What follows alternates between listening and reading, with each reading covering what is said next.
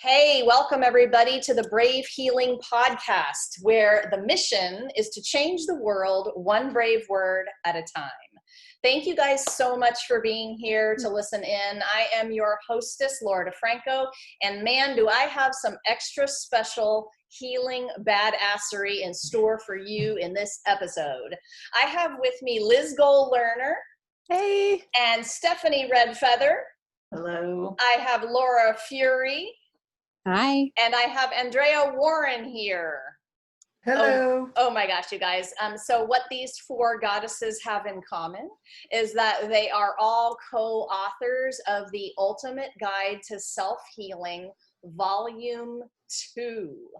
And if you guys listened to our first interview, which was just like yesterday, I think, you kind of heard the story about this, but the project itself has been, oh man, it's just been sort of directed by a much bigger energy than me. I woke up on March 20th after a little bit of a panic about my physical therapy practice being shut down in the middle of COVID, but I woke up with this idea.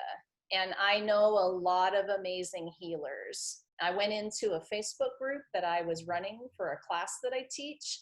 And I said, ladies, the world needs to understand how to heal at home right now.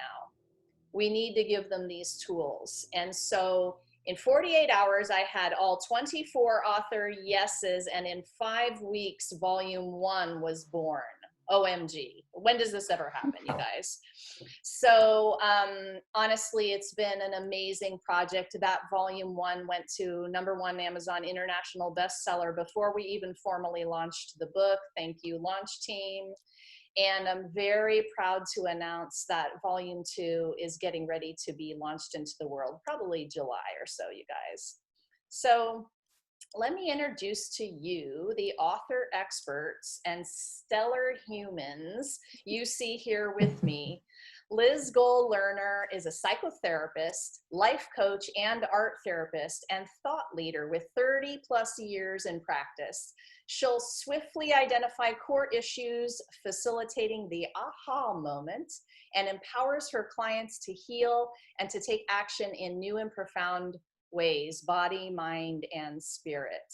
Miss Laura Fury is a certified integrative health coach who works with clients across the globe struggling with chronic illness and pain, stress, and anxiety. Her focus is the power of neuroplasticity and embodiment for healing and sustainable transformation. She is currently finishing up her master's in clinical mental health counseling. Reverend Dr. Stephanie Redfeather is a divine feminine change agent. Can I just say that line one more time? I love that line of your bio.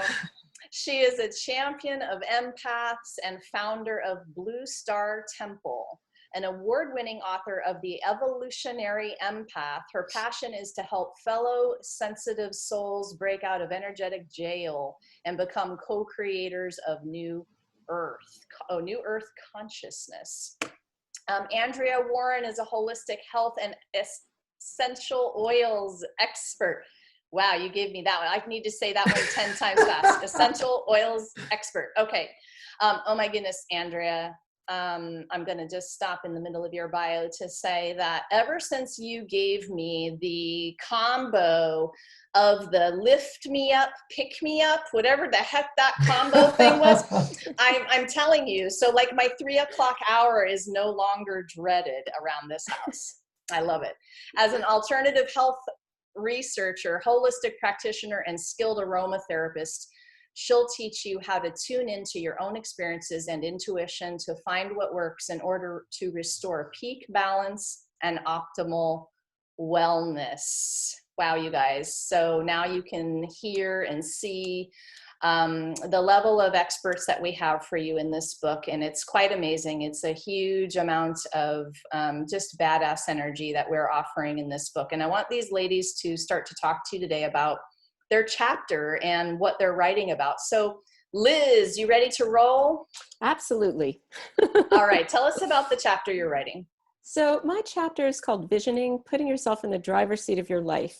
And in my experience as a human and in my work as a therapist, I developed a system of 12 archetypes, and each of them is a saboteur and a champion. And I wrote about how I turned my protector archetype from a saboteur to a champion in one of the most stressful periods of my life, ending a marriage, going through a divorce. And what I'm teaching is how to help you find your protector archetype, figure out if it's sabotaging you, and how to bring that champion energy really forefront in your life and moving on with that. So, as I was reading your chapter, I was curious about, I kind of get why you chose that one, because you have several that you can talk about here. Yeah. But tell me why does that one end up being foundational? The protector? Yeah. Because one, it's the most approachable. People really understand what it means to feel the need to feel protected. And it shows up in so many areas of our lives. We, often hook into old experiences when we go into new experiences, and we walk in with kind of a shield. And wouldn't it be nice to be able to be kind of central in ourselves and go, oh, wait a minute, I've got this. I know how to take that energy and show up fully and not be afraid, and know what other archetypes to bring in too to help me just be fully myself in any situation. Good, bad, stressful, not stressful. So is there another word for archetype? I would say aspect of self. Cool. I've always wanted to ask that question of somebody. And then the other piece is, we all know some archetypes, like we know the mother archetype, we know the warrior archetype, the hero, and so on. But these are a little more everyday, in a sense. Yeah, awesome. Thank you. What else do you want to say about this system to our listeners in terms of how it can help them? So the thing I think that's most important about this system is that it gives you an opportunity to really be in relationship with every part of yourself, but be in mastery in relation to those pieces. So what that means is coming into my or your central core self, really connecting body, mind, and spirit, knowing how to actually be the the driver of all those parts in an integrated way, means that there's a lot more peace, there's a lot more action, there's a lot more conscious choice about everything you do in your life. So you can have a much, maybe an easier time of it. Yeah, thank you. We need more peace, right? Mm-hmm. I know you talk a lot about being in your life from a standpoint of not reacting.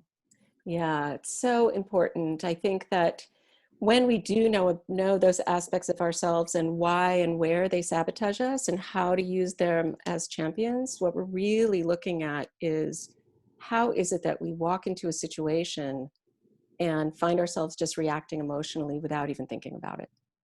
And when we can really step back and be objective and observe what we're doing from a very integrated place, all of a sudden we're having our conversations and living our lives completely differently, because we're not being pushed by some emotion or some experience that isn't actually in the present moment. We're just bringing it in. So for me, it's really 3 steps. It's getting present in the moment, understanding what's operating in us, and then taking charge and being the master of our lives. It's powerful awareness. Thank you. Thank you, Laura. So Miss Laura Fury, talk to us about your chapter. Thank you. So I wrote a chapter. It's called Visualization, Training Your Brain and Your Pain. So I talked a little bit about, and that's in my chapter, but my own journey is what made me discover basically the power of neuroplasticity. Starting at the age of 20, I became derailed with chronic illnesses that left me bedridden and facing a near-death experience and hospitalized for many months. And so, I'm very straightforward that there was a whole multitude of tools in my journey, but neuroplasticity was really such a central piece. And what I love about it is it kind of put the power back in my hands in terms of really being able to facilitate my own healing. I mentioned in that chapter, a book that really changed everything for me was Norman Deutsch's The Brain's Way of Healing. He also wrote The Brain That Changes Itself. And when I read that book, and I was still in a wheelchair at this point, all of these light bulbs went off. And it was just really understanding the power of the brain and how much of what we experience can be driven from the brain. They say it's the most powerful organ in the body, right? And, with this new frontier of neuroplasticity, understanding that we have the ability to use that to our advantage, to create new, healthier pathways, to rewire our brain, to rewire some of these ingrained patterns. So I talked about visualization as a very simple tool. There's a lot of tools. It's normally a combination of things, but I had tried visualization 2 gazillion times in the years up until my near death stint in the hospital. Because of course I had heard about it plenty, but when I really understood how to kind of fine tune it for actual healing, I realized like it's such a simple tool, yet it's so powerful. And that's why I really chose to present this one in a chapter. And it's often one, if I just do general stress management workshops, it's normally the tool that really resonates with people and gets the most positive feedback. So, had you told your story before in writing? I don't think that's still part of the plan. I've spoken my journey quite a lot now. Okay. I write small posts here and there, but I have not. There's never been one place where it's just fully laid out. So it's it's a combination of spoken word, written word. But so the question really is like, and how about the rest of you guys? Had you told the story before in writing, in books or chapters or blogs, etc.? Yeah. No. A little bit. Maybe half and half. Okay. Yeah, not to this extent. So for Laura, like, how did it feel to tell the story part? Because I'm a believer that these chapters heal in the story portion. They heal us as the writers, right. And they heal the listener in terms of resonating with who you are and what you went through, and maybe like me too, I've been there type of thing. Right. So how did it feel to tell your story? A lot of people think I'm really comfortable with vulnerability because I am very public on social media about my journey and all of those things, advocacy, awareness. Yeah, I tell you, every time I go to do it, it brings up that, wow, I'm putting myself out there to a bunch of strangers that I don't know, and it keeps kind of venturing out in terms of, okay, first it starts with my social media network, and now it's being produced for essentially the public. But I think at this point, it's a little bit more empowering in terms of I own my story. But I do remember the very first time that I ever really went public. I did it in a talk, and I laughed because I was on a emotional throw up, is what I say. And it was like, like I had to tell every single detail of the entire journey, thinking they were all such vital pieces, right? And it was like every single detail word.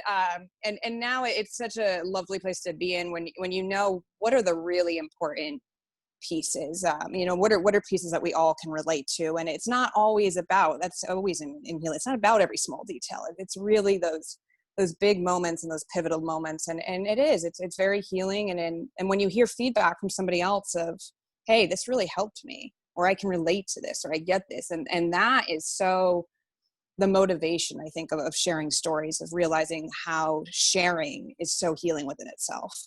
Yes. Oh my gosh. Yeah. Thank you. Stephanie, talk to me about your chapter. Yes, so the chapter is entitled The Voice Dialogue, Talk to Your Pain. And so the paradigm or the context that we're working in is we're making the assumption that the psyche is made up of a bunch of different parts. So like Liz was talking about, we have protector parts and inner child parts and people pleaser parts and critical parts. And all of these different aspects of self.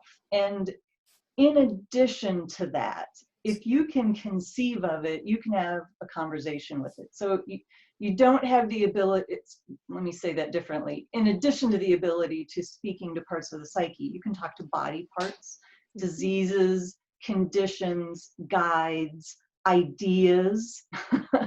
And so this technique is a way to have a conversation with whatever is ailing you. You know, if you've got a physical condition you're working with, an emotional condition, a problem with a relationship, an important decision that you're trying to make, whatever it is that is causing pain or grief or getting in the way or stumbling block, you can have a conversation with it. So I remember back in a place, and it was actually just talking about my writing, and I was practicing all kinds of different awareness. And this is a form of powerful awareness, just like, you know, y'all are talking about aspects of awareness. And I remember having this tip that if I could just give a name to this inner critic voice of mine, then the two of us could have a conversation and I could stop being in it, identified with it, just, you know, so separating and having that conversation really, really made a difference in terms of me being aware of what was going on in my head. And I think when I read your chapter and I started to understand about talking to body parts, you know, I was like, yeah, I could, you know, take this idea and I could start to talk to these body parts. And it's like, again, it's a form of awareness. And so that's kind of what I hope you would talk about a little bit more. Mm-hmm. Is that the piece of it that makes it powerful? Is it more the connection with your intuition? Talk to me about that. Yeah, it's giving that thing a voice.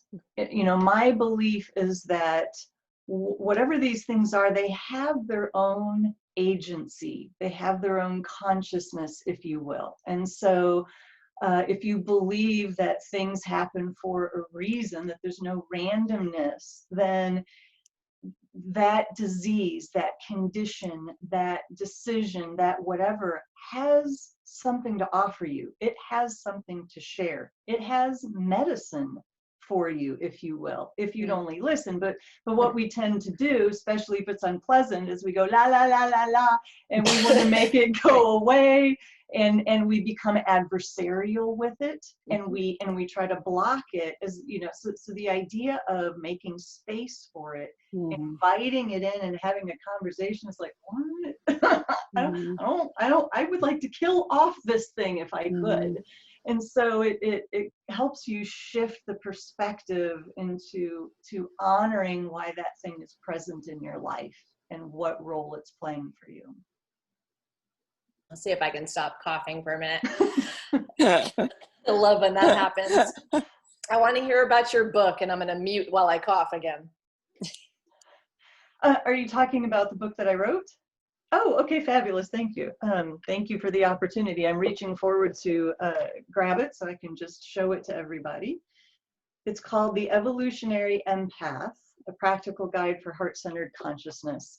I've been an empath my whole life, but for the first 30 years, I didn't know it.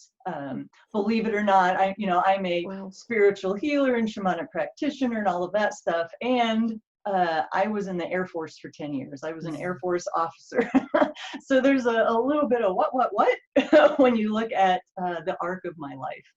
And so in my spiritual awakening, there were multiple things happening simultaneously. And one of them was the full recognition and embracing of myself as a sensitive soul. And so this book is born from my time in the spiritual crucible, the gnashing of teeth, the cussing at God, all of those, things trying to work my way through it. So it is both higher level perspective. I believe very much that empaths are here for a cosmic reason. We have a mission and a purpose on this planet. And it's also equal parts practical rubber meets the road tools for being an empath on this planet right now. I love it. Thank you for sharing that. Yeah, and if I may also say, it just won a gold cover award, Coalition of Visionary Resources. Thank you. So it is a #1 international bestseller. It just came out in its first foreign language translation in Dutch this week.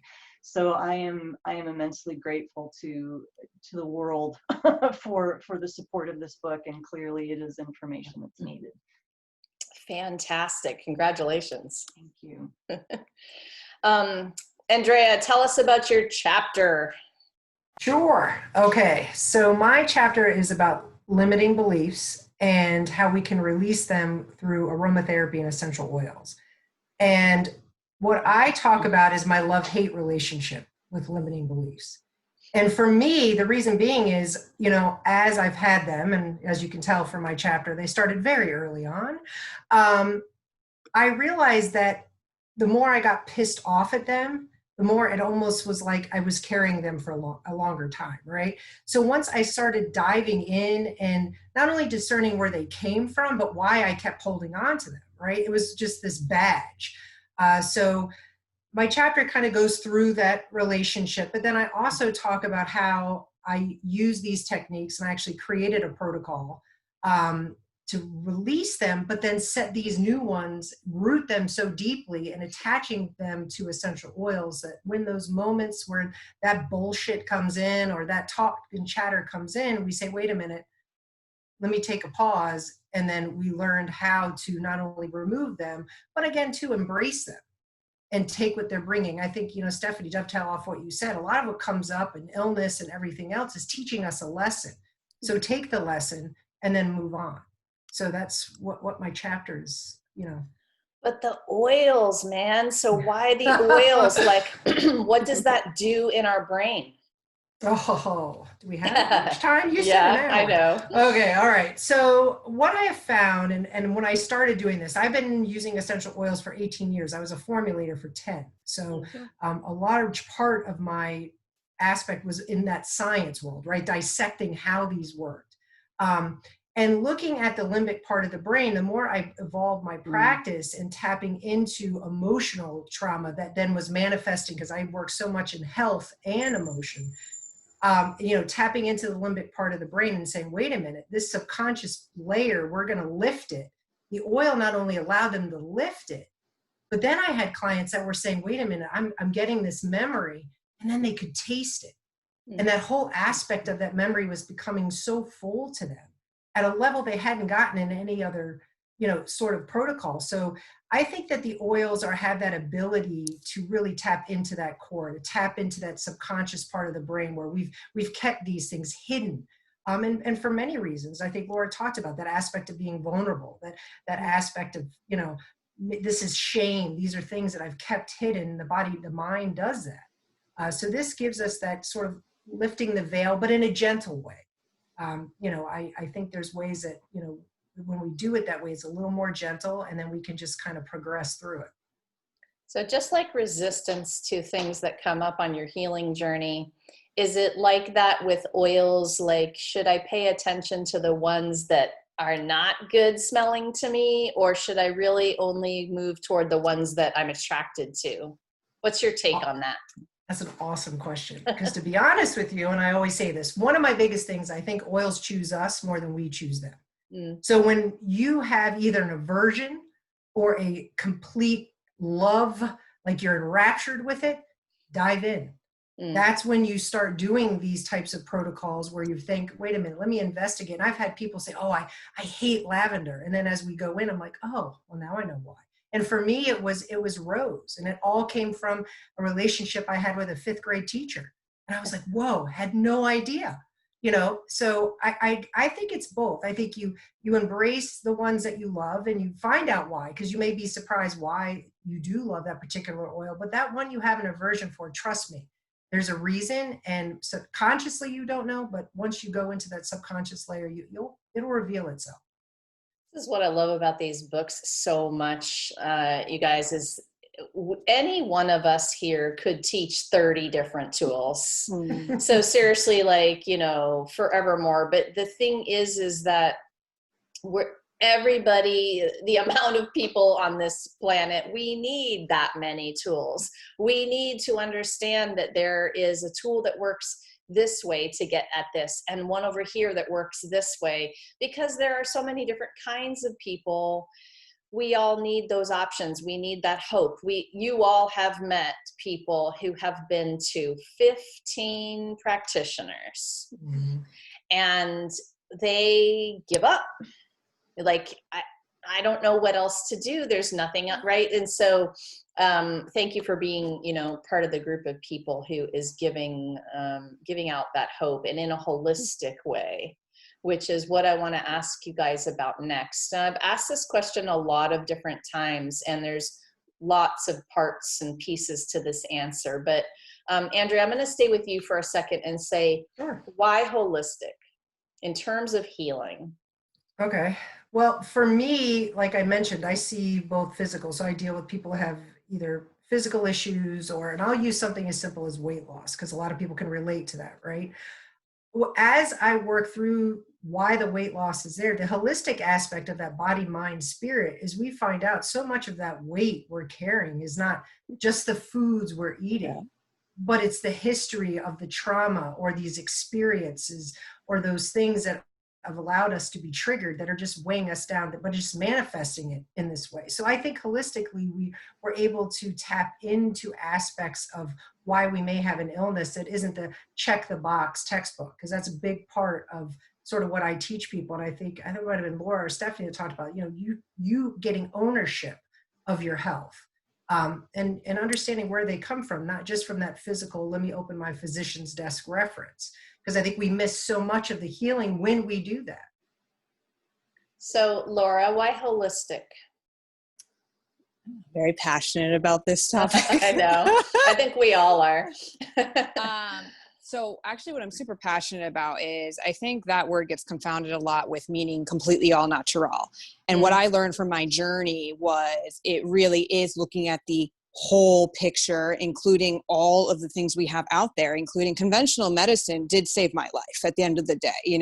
Tube feed formulas saved my life. Psychiatric medication saved my mind and probably my life as well, right? So it had a time and a place, but I talked about that in the chapter. It saved my life, but it wasn't going to be enough to get me well again. And that looked at, that took looking at mind, body, and spirit. And it's funny because I listened to all these wonderful women here, and it's like I can relate to. I've dabbled in all of that on this journey because it is all so relevant, right? Like there's just pieces of everything that we're pulling together all the time to like integrate into wholeness. And I think so often we're always trying to look at one piece, right? Somebody gets super caught up in only the spirituality, or they get only caught up in the mind body stuff, or they only are, sitting in doctor's offices for 2 years straight, right? So I am so passionate about that philosophy in life in general. It's like, let's look at the whole picture and all the components that make up whatever picture we're looking at. So I could go on for 2 gazillion years, so I'll just leave it there. But I hear you. We like these topics, don't we? Stephanie, how would you go at that in terms of the people that you've helped and just, looking at that holistic journey? Why is that important? Well, for me, everything first comes from the experiential body felt sense of something, so I try to work very much in the realms of what has been a personal experience for me and not just something I've learned and then pass along. And a lot of my experience and training, if you will, is in the unseen realms. I'm a shamanic practitioner, and so we are so much more than just the physical body that we see. And in our culture, our value system is still accentuates what you can see, touch, and prove.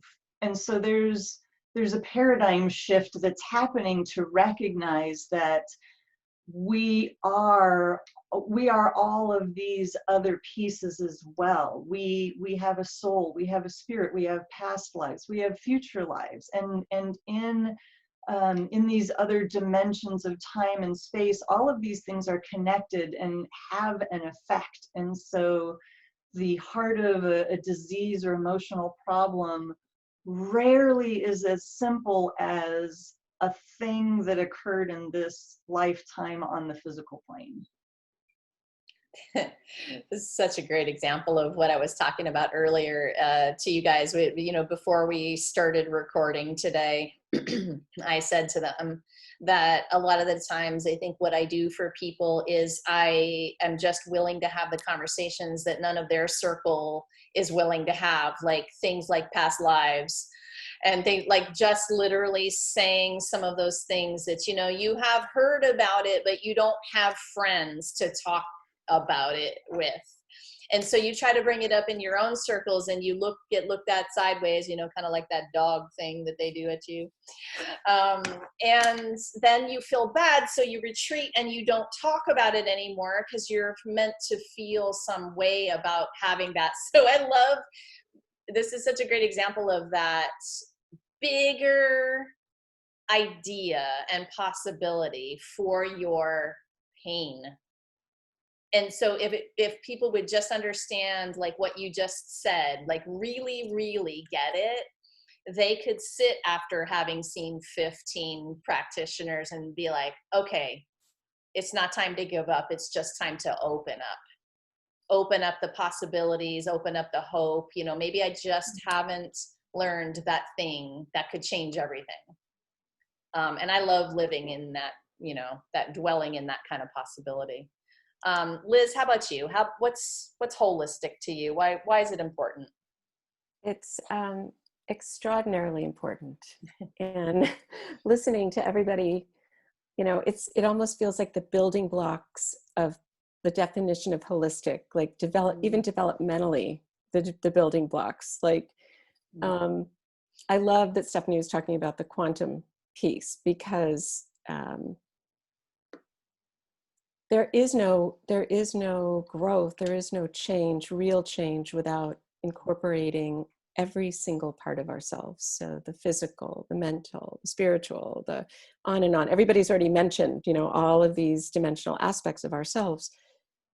And I find that in my own life, having injuries or medical things happen really, really clued me in very, very early how necessary it was to be listening, like really, really listening, not just, thinking up here, not just looking at a diagnosis, but, what are the strengths? How do we connect all of the pieces of ourselves and see where the information is, how curious we are, and what journey does that take us on? We don't get to go on those journeys if we don't ask those questions. So, for me, I've been working what I call holistically, with expanding, helping people expand and helping myself expand in every sort of dimensional way, because I think Stephanie was right on, so much of it is unseen. So so I love it. Sticking with you on it's a little bit similar. I actually posted this the other day on social because I was just curious about how people would respond.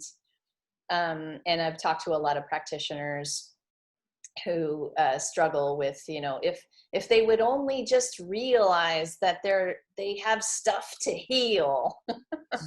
So Liz, how do you know there's healing to be done? So many ways to know. I believe also that when there is physical pain, there's cellular memory, there's healing to be done. If there's constant discomfort, kind of that internal edgy, how do I feel now? Always, how do I feel now? Is this going to be okay? There's healing to be done. Lots of negative self-talk, there's healing to be done. Always hoping and not doing, there's healing to be done. I like that one. Living in the history or being bound by history, there's healing to be done. They're all such great ways to think about it. do any of you ladies have another one on your mind? How do you know there's healing to be done? Liz I- nailed. Oh, sorry, go ahead. No worries. Liz nailed a lot of them, especially, I see a lot of people manifesting it first in the physical, right? And we're working on those layers, but so I won't go too much more into that. But I think also when there is that constant urge to run, right? Like, and I've done that so much in my life where you blame it on every other sort, it's this person, it's this relationship, it's this city I'm living, whatever it may be. Yes. That need to like run, basically, whether you literally feel like I physically need to move or just run away from it. That's normally, a huge indicator. I got to go inwards because there's something here, to look at. And, I find that in the work, I continue to do my own work on my own journey. And, I see that with clients too. If it, you hit those tough points and it's just, it might show up as resistance. It might show up as kind of numbing out. It might show up as just being quote unquote bored, whatever it may be. But it's normally, that urge of, okay, I'm done. I got to run away, and that is a big indicator to us. There's something really that needs to be looked at. I love that one so much, and had a moment of clarity very recently about it because I had an urge to move. And I had talked to different people about this in terms of me trying to help them. You don't really need to move, you don't really want to move, or the whole thing with, I think I'll have another baby, or I think I'll have another dog, or I think I'll do this big thing with my life. But for me, the beautiful moment was that I came to that realization that it was really about how I was feeling inside, and that all I really needed to do was shift that. And moving was for sure not going to be the answer to that internal shift. So I love that one a lot. Andrea, you were going to add something to that. I think Andrea fell asleep. Is she there? Frozen. She went into a zone. Stephanie, do you have one of those things for us? That's hilarious. Yeah. That's also a first. I would say if you're breathing, there's healing to do. Yes, I mean that's on the bigger scale. Earth is a cosmic classroom, and at our current stage of human development and human consciousness, we come here to experience our God selves in human form through the construct of the human body. And so that comes with it a plethora of of things to deal with and manage. And it's really about if a person is willing and ready to do this work or not, because they may have tons of signs, but if they're, like Laura was saying, if they're in resistance or running away, they're not ready to look at themselves and to go there. And so it's, the old proverbial, you can lead a horse to water, but you can't make him drink. You guys believe that if, one of those signs, hey, you're back, we're glad you're back. Do you believe one of those signs is that you're just consistently unhappy? Yeah, Like, that's one of the, that's the big, when you were speaking, I was thinking sadness. Why are we not talking about sadness? Yeah. That kind of discomfort. Yeah. I want to give people, often I just have the feeling inside of me that I want to give them the hope that if they are feeling consistently that way, there's so much more. You can feel better in terms of that joy, and that joy is a worthy pursuit. And whatever that means on your healing journey, right? You can just know that it's an okay thing to go for. We don't have to settle for whatever that level of, whatever we're resigned to. And sometimes I think it's really part of our job is to wake people up to that, because they've gotten used to a particular level of living, all the parts, mind, body, and soul types of living.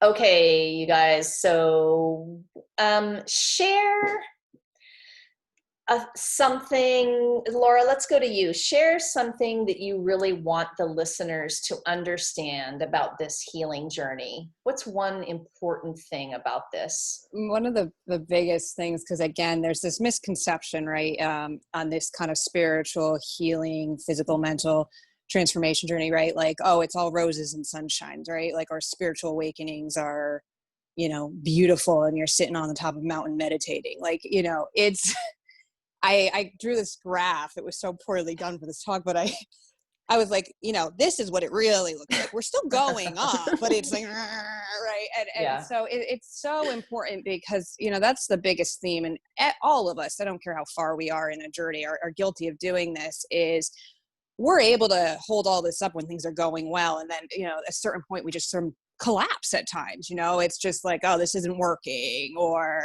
screw it, you know, whatever it may be. And the realization of this is not a linear line. I don't even know where that conception came from, but somehow it's all embedded in all of us, that it's onwards and upwards in this straight, beautiful line, right? And so it's really embracing it all. Rumi wrote a poem, The Guest House, and it's really, anybody can go look that up, but it's basically welcome them all. You know, the joy, the sadness, the depression, welcome them all, because you never know why each one is arriving and what gift it's going to bring. So the more we can, I'm big into the word surrender, you know, surrender to the moment and see what it's going to bring us. Resistance is going to just keep us in those, you know, that jagged place. It's going to keep us stuck in those jags. If we can surrender to what is in the moment and what we can learn, that's how we keep going up. I love that. Thank you. Andrea, we're talking about, you know, something that you really want the listeners to understand about this journey as a whole. What do you got for us? Well, for me, I think a lot of it is, one, giving yourself grace, right? Because I always think of people say, oh, I'm a work in progress. And you already have that negative connotation. And to me, it's like, why? Why is that negative? If you're not a work in progress, then you're not moving. You're not growing. You're not expanding. You're not sharing your gifts. It doesn't have to be this negative sound. Like I said, like when people say, oh, I've had so many, even practitioners, oh, I'm still working. Yeah, of course you are. It's bullshit. When somebody says, I'm just such a high vibration, bullshit. Stuff still is coming in, because as we evolve, those things come in. And even like we're talking about other realms, stuff will come in from other realms that we don't expect will show up. So I think it's being a little bit of, you know, exactly what Laura's saying, whatever comes in, embrace it, love it, but also give yourself some grace and be open about it. I sort of think about the email exchange we had the other day, you and I, Laura, and I was explaining is the word I used, right? I was explaining what was going on in my life instead of sharing.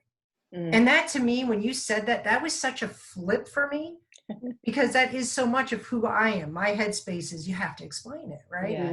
But to have that ability to share our journey, and you giving us this space to do this, is powerful. And I encourage people to step outside and share their journey, and the good, the bad, the otherwise, because I don't know, that's what makes me happy. I mean, that's what gives me joy every day, and to hear other people's journeys as well. So that's what I would say would be my pass on to the listener. I love it. Thank you. Liz, how about you? You know, I think the simplest way to say it is, don't ever give up. Keep growing, keep trying. If something doesn't feel right, you know, find a way to explore it, or find a different practitioner, or dance, or walk on the beach, or whatever it is. You know, Laura has the jagged thing. I have the going around the mountain in the spiral. You know, you keep going to, you know, past those same places, and eventually you move through it to another place. But, you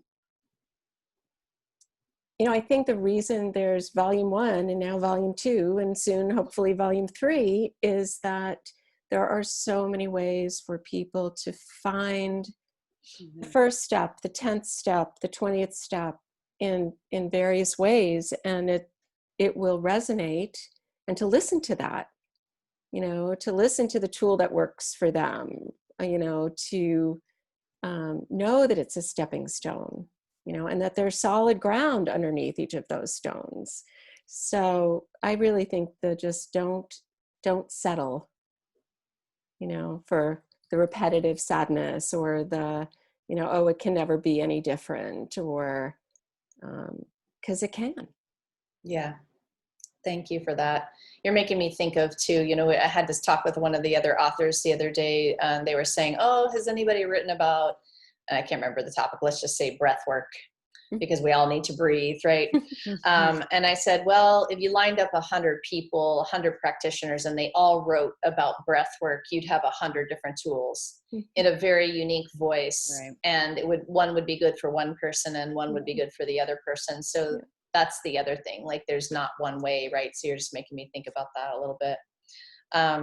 Stephanie, how about you? What's one thing you want the listeners to understand about this journey? Mm-hmm. I have two things that are in her wrestling that want to be said. I'll go. Okay.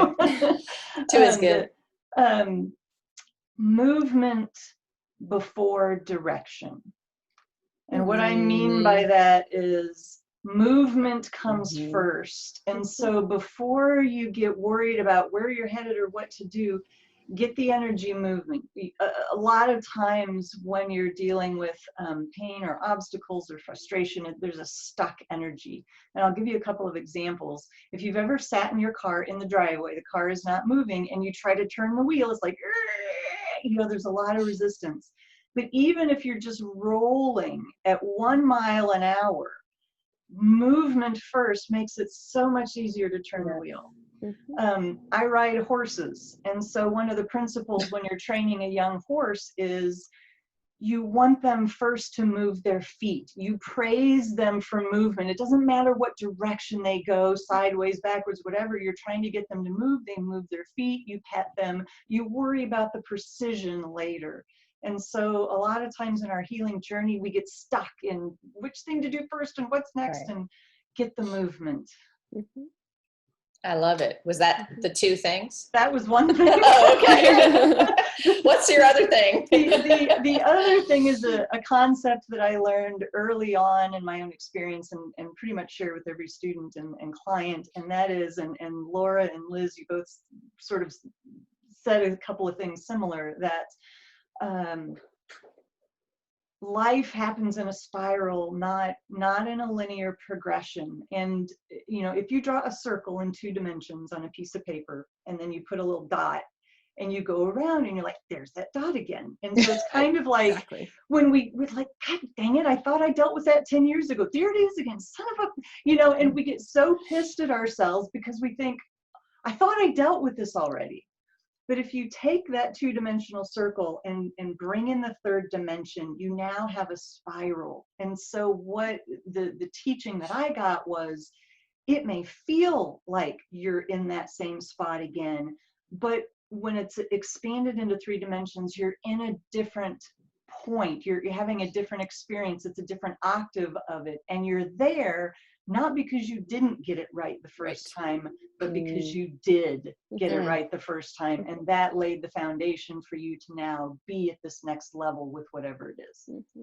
I love that. That's a really great perspective. And sometimes this healing journey for me is just in a moment of changed perspective about an idea, and your whole world opens up, right? The question I want to say to the listeners is, what if there's something you haven't learned yet that could change everything? And I love moving through life with that question. Okay, ladies, last question for you. We'll stick with Stephanie for a minute. What do you love to do so much you lose track of time? Horses. Okay. I would be with you there too. I love my horse therapy. Do you own horses? I did when I was younger. I don't own right now. I'm looking for my horse, but right now I ride other people's horses and take lessons, you know, lease and that sort of thing. That's awesome. Thank you. Liz, what do you love to do so much you lose track of time? Kayaking and Ah, hiking. nice. Nature connection is important, I think. And I mean, animals, nature, that's all nature, right? Yep. It gets us connected to a bigger feeling, and I love that too. Thank you. How about you, Laura?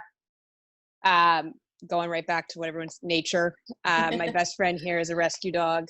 She's over Oh, there. yay. But even as soon as I get off this call, joke of it is we get in a car to go to nature, but we're hopping in the car and we're going out to the state park, and I just lose, in a good way, I lose myself while I'm there for a while, and it's medicine within itself. So Yeah, fantastic. Thank you. Andrea, how about you? For me too, animals for sure. As you know, I do a lot with rescues, and I can spend, I mean, totally lose track at a whole level of like I feel like I'm out of body experience, and that in the same way as nature in nature. Hiking is what in the that water everything to do with nature gives me life and makes me want to get up every day. So I would say both of those. Ladies, thank you for being here. Thank you for what you're doing in the world thank and you. for sharing it with everybody. I so appreciate you. Listeners, we're going to have you hooked up in our show notes with websites, those bios that I read earlier, and everybody's website. So please go explore these wise, amazing women and what they do in the world. The book, Volume 2, The Ultimate Guide to Self-Healing, will be coming out in July. And of course, you guys are going to be able to get it on Amazon. We have a very special launch bonus for book purchasers, which includes a private Facebook group where you guys are going to be able to come in, rub elbows with these authors, get some live training in their techniques and tools. And I am just so incredibly excited about that piece of it, about breaking down these barriers and walls that have been up between our healers and us consumers. And where do you ever get to sort of be in person with these experts in your books, right? And so I can't wait to invite you all over there to take it further. But for now, you guys can check out their websites for everything Brave Healer. Come on over to bravehealer.com. And lastly, you were born, so you are worthy. Your message matters. What if the thing you're still a little afraid to share is exactly what someone needs to hear to change or even save their life? It's time to be brave, y'all. Till next time, see you guys.